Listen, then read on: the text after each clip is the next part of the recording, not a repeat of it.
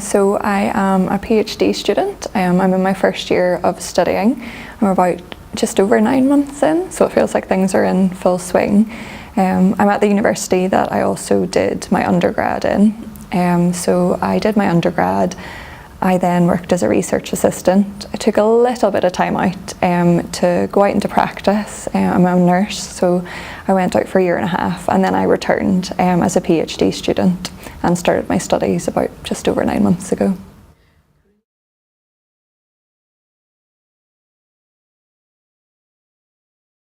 In the undergrad course, you get a lot of support and a lot of encouragement from your lecturers.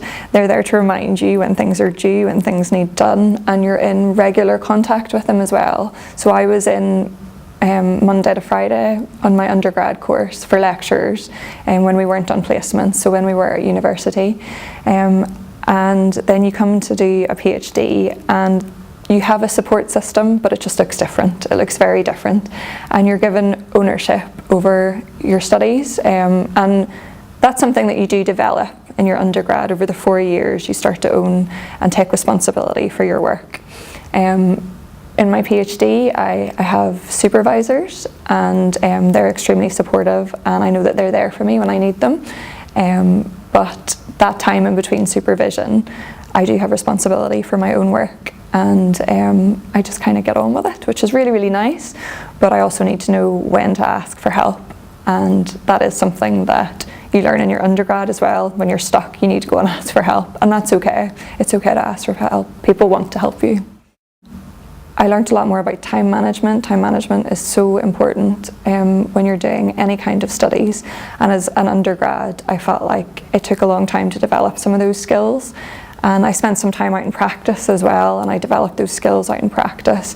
And it's been a really interesting journey to see how I've developed those time management skills through my undergrad and in practice.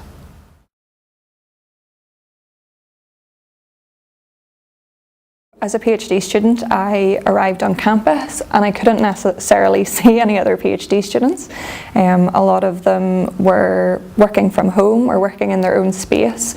And you have an induction week where there's loads of people around, loads of PhD students, loads of Prof Doc students. And then when it comes to that week where you're meant to start your own studies, they all kind of disappear. They might be long distance, they might have gone back to their home.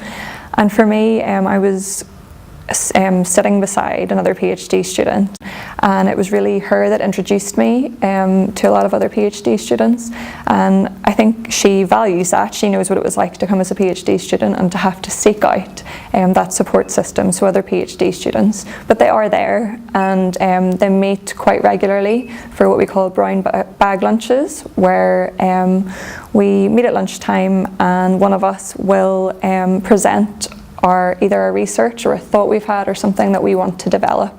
And that's a really nice time where we can challenge each other, encourage each other, support each other. And we also try to organise social events, especially around things like Christmas, where it's really important for us to get involved in, I guess, just socialising and enjoying our time off.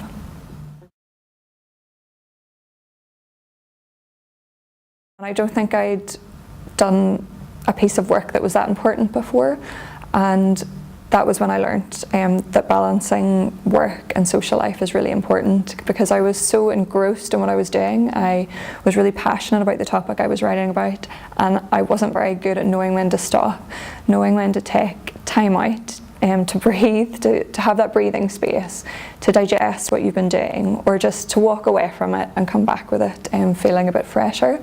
And now as a PhD student, I'm still definitely learning how to do that.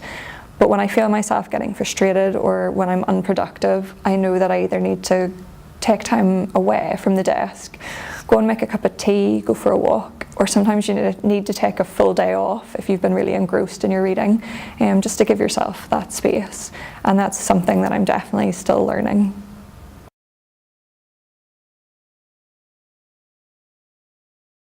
With supervision as a PhD student, I first had a discussion with my supervision group about our ways of working. So what do I expect from my supervisors and what do my supervisors expect from me? And that was a really important way to start off my PhD. At the start we agreed that we would meet every 2 weeks to keep me on track and make sure that I'm heading in the right direction, that I feel everything's going okay.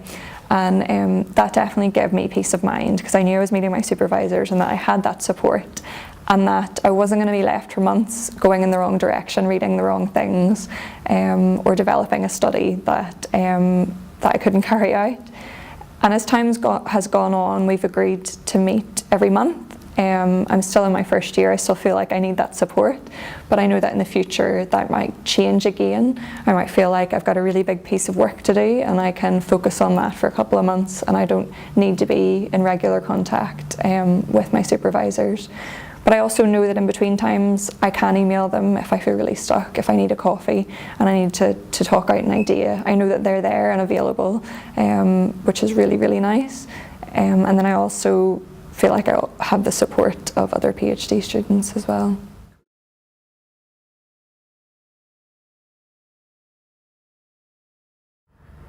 If I had one piece of advice for a PhD student, it would definitely be to get involved whenever you come back to your campus, because for me, I arrived on campus and within my department I looked around and I could see other people, but I had to make that step to get involved in things, to get involved within the department with other PhD students, because doing a PhD can be extremely lonely. At times you're working on your own project, and it's really nice to do that, but you also need that system. You need to be part of a chain or part of a net of people.